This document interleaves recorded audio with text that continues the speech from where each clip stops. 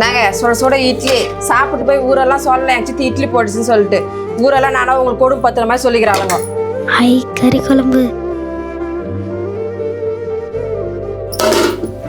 சித்தி கறி போடுங்க சித்தி.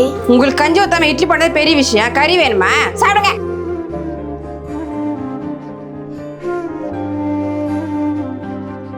ஏங்க வந்துட்டீங்களா? மூஞ்சிக்கால் கழுவிட்டு வாங்க, சாப்பாடு எடுத்து வைக்கிறேன். இந்தாங்க. என்னம்மா இட்லி செஞ்சிருக்க? ஆமாங்க, உங்களுக்காக கறி குழம்பு கூட செஞ்சிருக்கிறேன். ஆமா, புள்ளிங்க சாப்பிட்டாங்களா? அவங்க சாப்பிட்டு பார்த்துட்டாங்க, நீங்க சாப்பிடுங்க. பா சாப்பிட்டீங்களாப்பா? சாப்பிட்டேன்ப்பா. கறி குழம்பு சாப்பிட்டீங்களாப்பா? அப்பா அப்பா கிட்ட சொல்லாதடா. சாப்பிட்டேன்ப்பா. சரி. பிசாசு எப்படி உண்மை சொல்ல.